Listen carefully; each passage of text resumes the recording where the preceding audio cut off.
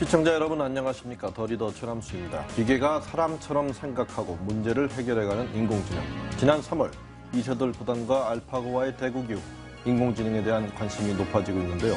최근 금융권에서도 빅데이터와 인공지능 기술을 활용해서 온라인 투자 자문 서비스를 제공하는 로보 어드바이저를 잇따라 도입하고 있습니다. 오늘 더 리더는 로보 어드바이저의 기업인 파운트의 김영빈 대표를 모시고 로보 어드바이저 서비스는 어떻게 활용할 수 있고 전망은 어떤지 말씀 나눠보겠습니다.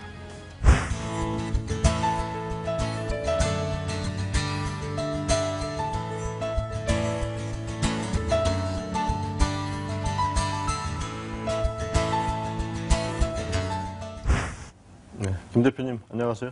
안녕하십니까. 무더위에 잘 지내시는지요? 네. 예, 많이 더운데요. 바쁜 시간 내주셔서 감사드리고요.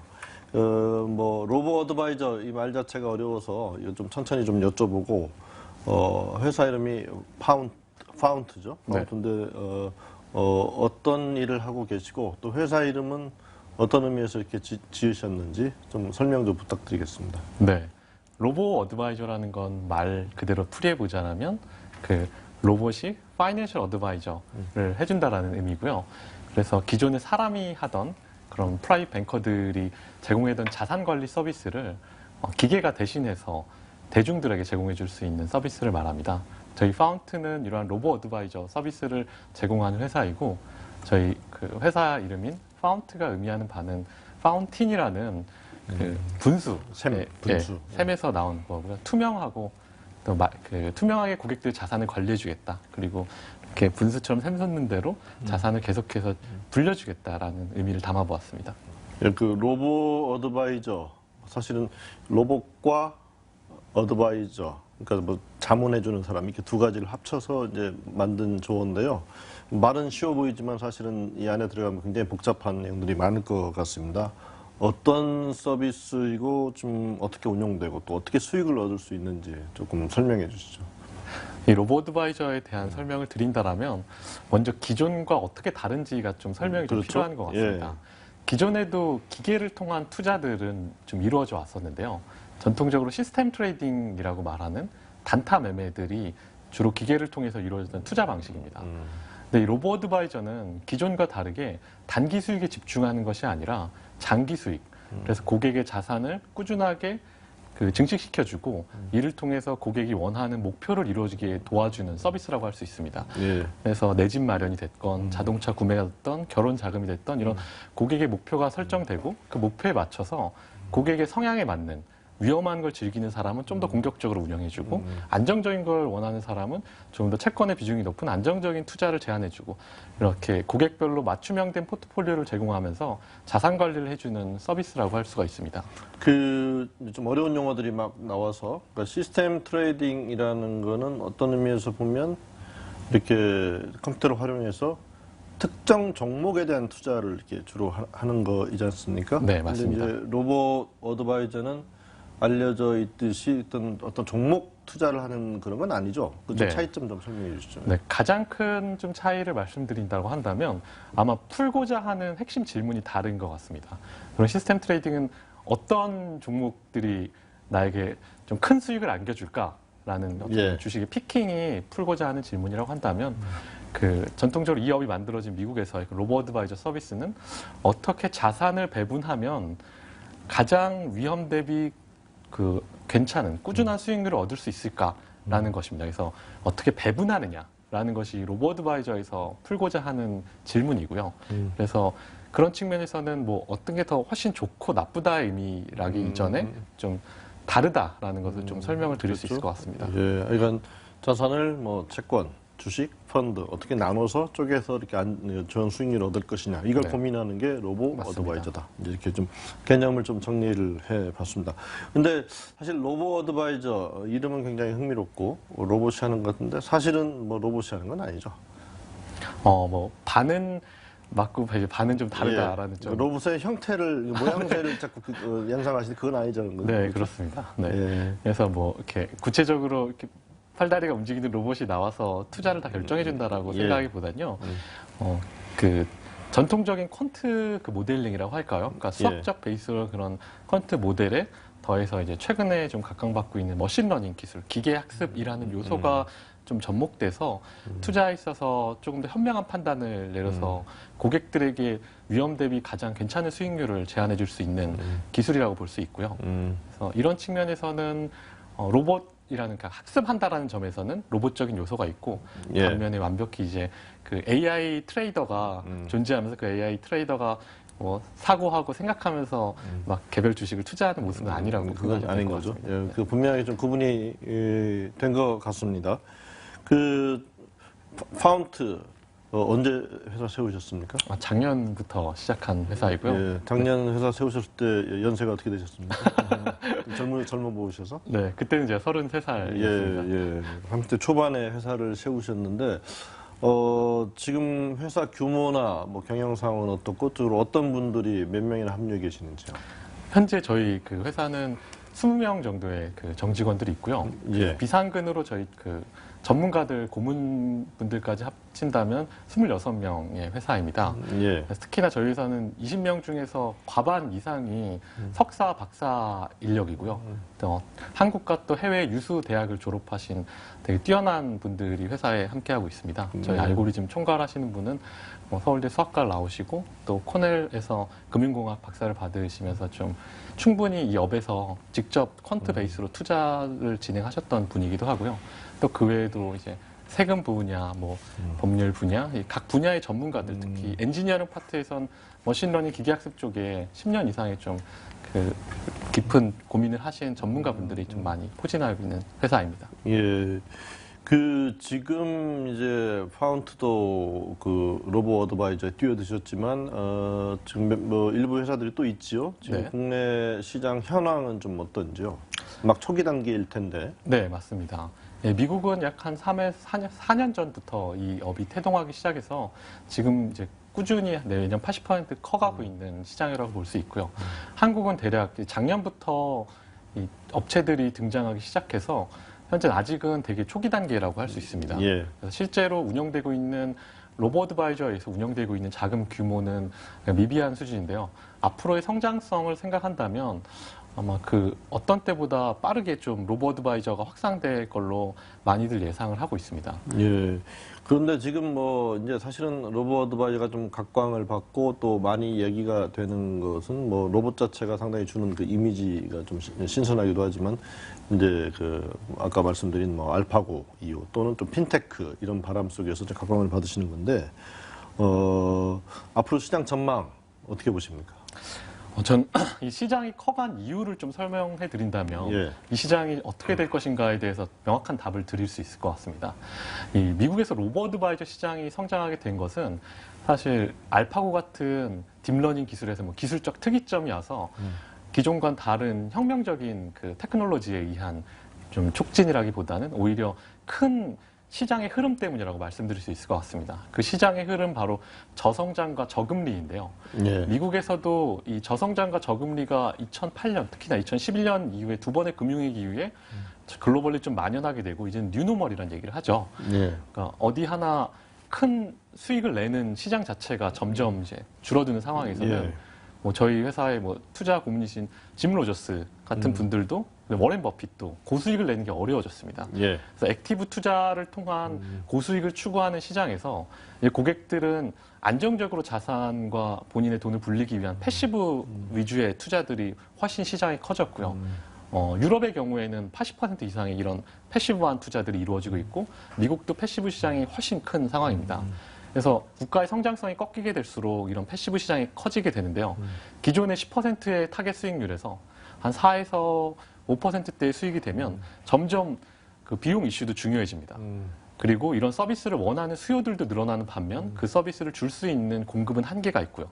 여기에 이 로보 어드바이저가 좀 혁신적인 역할을 하게 된 겁니다. 기존보다 훨씬 더 저렴한 비용으로 또 예. 기존에 그런 서비스를 받지 못하던 사람들에게 소액 자산가들에게 자산 관리 서비스를 주게 되면서 이 시장이 어마어마하게 크고 있는데 전문가들은 미국의 경우 약 2경 전조의 어마어마한 전체 자산 관리 시장의 한 40%까지 2030년이면 클 거다라고 예측하고 있는 상황이고 한국 또한 이런 저성장 저금리의 기조가 저는 피해갈 수 없고 더 나아가서 한국은 저출산이라는 그 되게 중요한 또 드라이버가 있기 때문에 이 상황에서 대한민국은 이제 자산 관리가 선택이 아닌 필수인 나라가 되었다고 생각합니다. 예, 그 그런 측면이 배경 좀 속에서 로보 정답입니다. 어드바이저가 부각되고 있다. 네, 맞습니다. 말씀 중에 이제 조금 그 부연 설명을 해드리면 액티브 투자라고 하는 거는 이제 높은 수익률을 노리고 굉장히 공격적으로 특정 종목 골라하는 네, 거고, 개별 이제 종목들을 지금 말씀하신 찍는 패시브는 좀 안정적 수익을 노리는 좀 네, 약간 지수들에 투자하면서 좀 보수적 투자. 네, 맞습니다. 좀 시청자분들을 위해서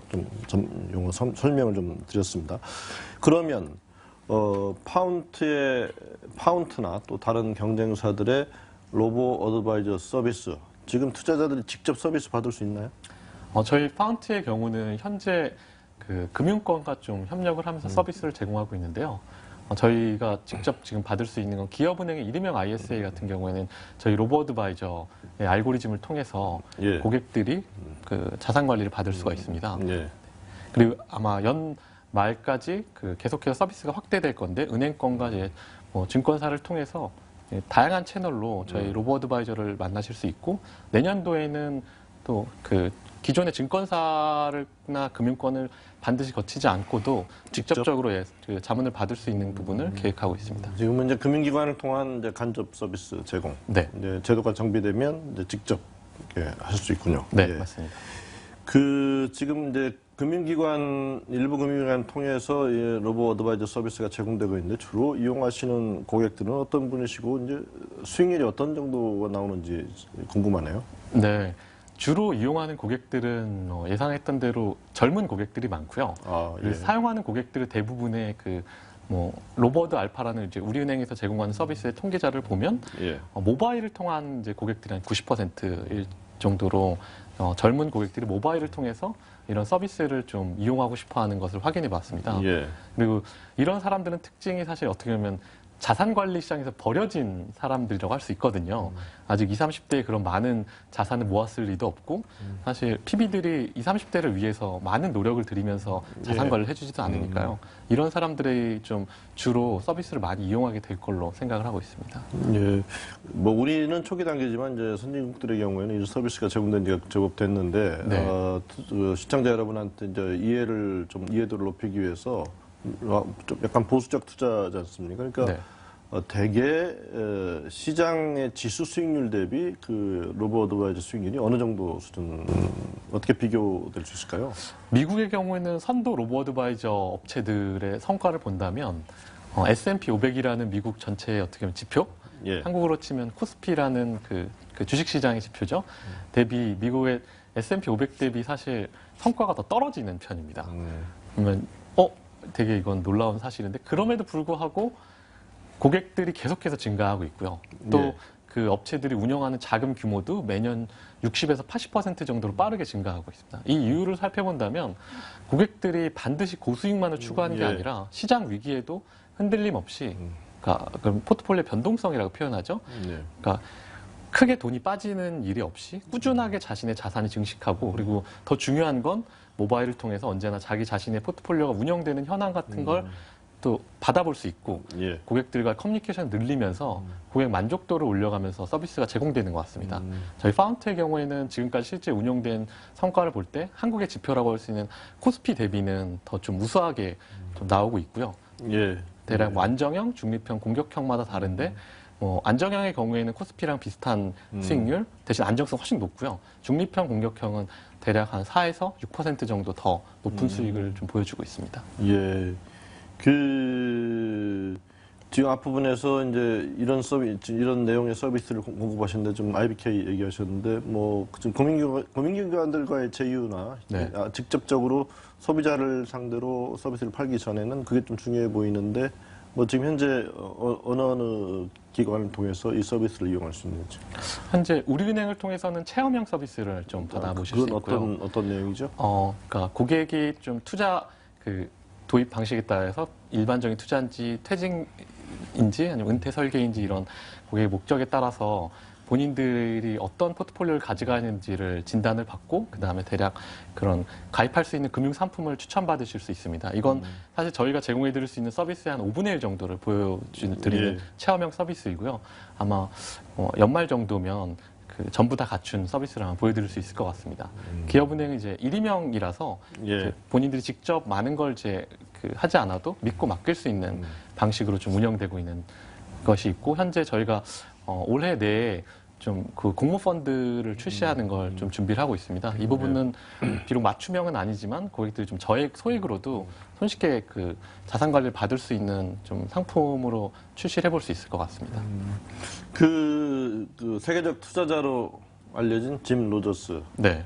프런트와 어떤 관계를 좀 가지고 계시다면서요? 네, 소개해 맞습니다. 주시죠. 네.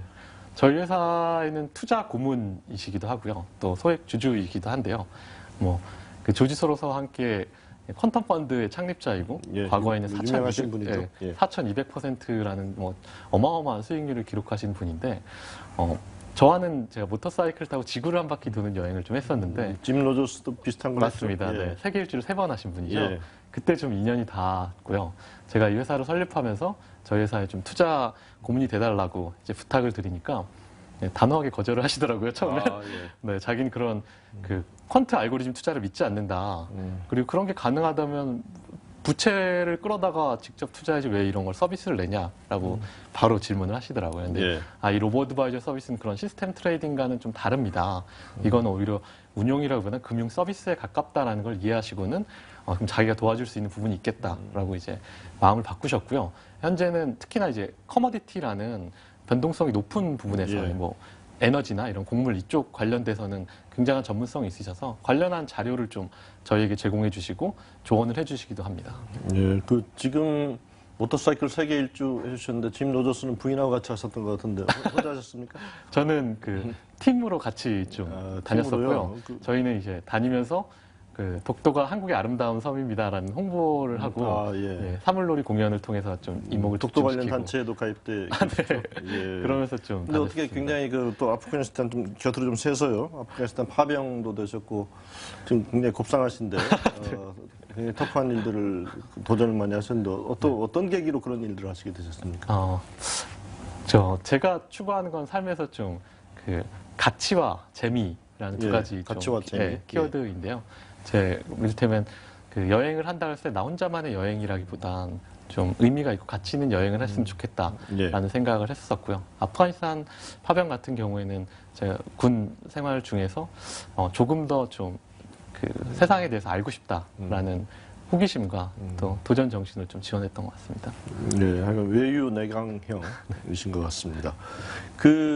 다시 회사 얘기로 돌아와서 굉장히 고급 두뇌 인력들하고 같이 일을 하시는데, 이제, 어떻게 보면 이제 또 비금융 전문가이실 수도 있고, 또 그런 고급 두뇌들을 많이 가지신 회사에서는 회사가 통합력을 가지고 이렇게 가기 위해서는 좀 다른 기업 문화가 필요할 것 같은데, 좀 네. 어떻게 하고 계십니까? 일단 제가 비금융권이라는 부분이 오히려 저는 이 로보어드바이저를 운영하는데 훨씬 더 장점이 될 수 있다라는 생각을 하고 있고요. 왜냐하면 기존의 금융의 틀에서 갇혀 있지 않고 새로운 예. 시각에서 좀 회사를 운영할 수 있다는 점에서 전 강점이 되는 것 같은데, 예를 들면 굉장한 기술 회사들에서 CEO가 그 엔지니어 출신이 아닌 경우가 성공률이 훨씬 더 높은 게 실리콘밸리의 통계 자료로 나오듯이 저희 회사 또한 제가 금융권 출신이 아니라는 점이 꼭 단점은 아닌 것 같습니다. 예. 그리고 저희 회사에는 좀 기존의 금융권에서 전문가 인력들이 상당히 좀 많이 포진해 있는 점이 그런 부분을 이제 어떻게 조화를 이루냐가 말씀하신 되게 숙제가 될 것 같은데요. 예.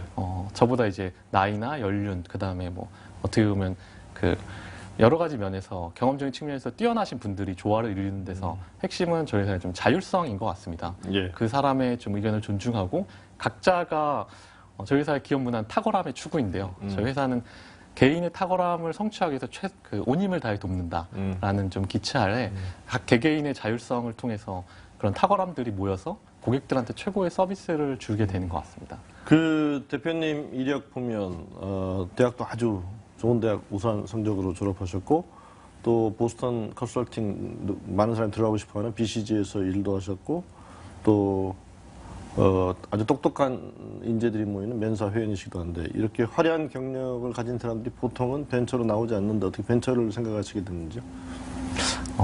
저는 이 로보어드바이저 업이라는 가치 부분이 제 가슴을 되게 많이 뛰게 했던 것 같습니다. 사실 아까도 말씀드렸지만 대한민국에서 자산 관리를 받는다라는 건 이제 선택이 아닌 필수인 상황입니다. 저희 30대들은 사실 열심히 일한 그 성과들을 은행에 계속 그 맡겨놨을 때 작은 예금 금리로는 물가 상승률도 못 따라가는 상황이 오게 될 거고요. 그때 수명은 계속 연장되는 상황에서 90세가 됐을 때는 생존의 위기에 직면해야 할지도 모릅니다. 그래서 저는 이런 자산 관리를 그런 소액 자산가들한테 준다는 것에 되게 큰 가치를 느꼈고요. 더불어서 큰 시장 기회이기도 하죠. 그래서 저는 제 삶을 걸고 좀 이 업을 해볼 만하다라는 생각에 좀 이 업에 뛰어들게 되었고요. 그 측면에서는 지금까지도 후회가 없습니다. 예, 뭐 앞으로도 후회가 없으시겠죠. 네. 그렇죠?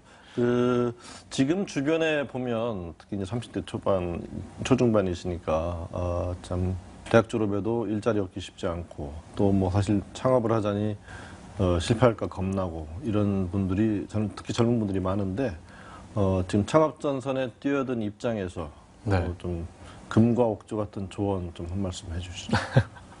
네, 제가 짧은 시간이지만 비즈니스를 해보니 예. 일이 잘 안 됐을 때 뜻한 대로 뭐 파트너십이 됐던 아니면 원하는 바가 안 됐을 때 처음에 되게 좌절스럽더라고요. 근데 이게 좀 비즈니스를 한다라는 것 자체는 실패가 기본이구나. 그 디폴트가 그냥 안 되는 일인 거예요. 잘 되는 게 되게 드물다라는 걸 사실 최근에서야 좀 깨닫게 됐어요. 근데 사실 그렇게 깨닫고 나니까 그래 마음이 좀 편해졌어가 아니라 긴 터널을 지나는 느낌이 들더라고요. 앞으로도 계속 이렇게 긴 터널에서 빛이 그 보이지 않는 길 묵묵히 걸어가야 하는구나. 그래서 그때 제가 깨달은 건 성공이라든가 아니면 어떻게 보면 부라든가 그런 결과가 아니라 정말 과정에 집중해야 된다라는 생각이 들었어요. 저희 회사 가족들도 마찬가지고요. 그래서 내가 성공을 약속하고 부를 약속하는 것 자체가 좀 허황된 말인 것 같다라는 얘기를 했고요. 그래서 가치에 집중하고 제가 공자님 말씀 중에 되게 좋아하는 게 있는데 자로가 왜 공자님께서는 그런 부를 쫓지 않으십니까라고 하니까 부가 내 마음대로 되면 내 기꺼이 내 마부라도 되겠다라는 얘기를 하시면서 근데 그게 마음대로 안 되니 나는 내가 옳다고 생각하는 길을 가겠다라는 얘기를 하더라고요. 그래서 저는 제가 좀 전달할 수 있는 건 결과는 정말 뜻대로 되지 않는다. 성공이라는 건 어떻게 보면 그걸 쫓는다는 게 되게 허망한 것 같다. 그래서 본인이 생각하는 가치를 쫓으면 좋을 것 같다라는 어떻게 보면 다들 하는 말인데 정말 이게 맞는 것 같습니다. 저도 한 회사 대표를 하면서 제가 거절을 당했을 때 친구에게 들었던 얘기 떠오르게 하시네요. 거절이 기본이다. 다들 어렵죠, 사업한다는 게. 시간이 돼서 마지막 질문 드리겠습니다. 벤처기업, 또 나이가 지금 얼마 안 된 뭐 스타트업, 파운드, 어떤 기업으로 키우고 싶으신지요? 꿈, 마지막 답변해 주십시오. 네, 제가 회사를 처음 만들 때 되게 고민하면서 회사가 어떤 철학을 가져야 하는가가 있습니다. 그걸 저희 회사는 모두 공유하는 건데요. 저희 회사는 모든 사람들의 경제적 자유를 실현하기 위해 구체적인 해결책을 제시하자라는 게 회사의 미션 스테이트먼트입니다. 그래서 단지 뭐 가장 수익률이 높은 회사, 뭐 돈을 잘 버는 회사라기보단 저희가 그 바라는 이런 철학을 실현할 수 있는 회사로 한 해 한 해 꾸준하게 성장해 나가는 모습을 보여드리고 싶습니다. 앞으로 많이 지켜봐 주십시오.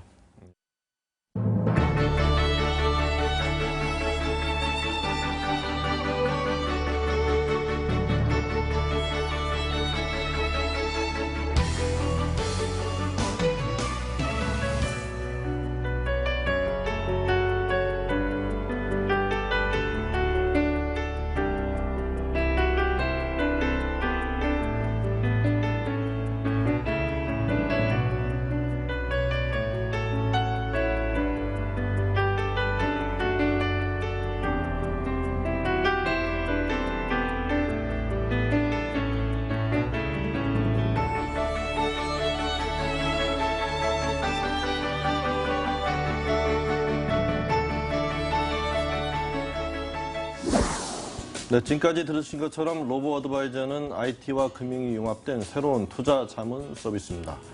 관련 제도가 곧 정비되면 투자자들을 상대로 한 직접 판매도 곧 가능할 것으로 보이는데요. 저금리 시대에 주목해볼 만한 새로운 서비스가 아닌가 싶습니다. 벤처기업인 파운트의 김영빈 대표님, 화이팅입니다. 감사합니다. 감사합니다.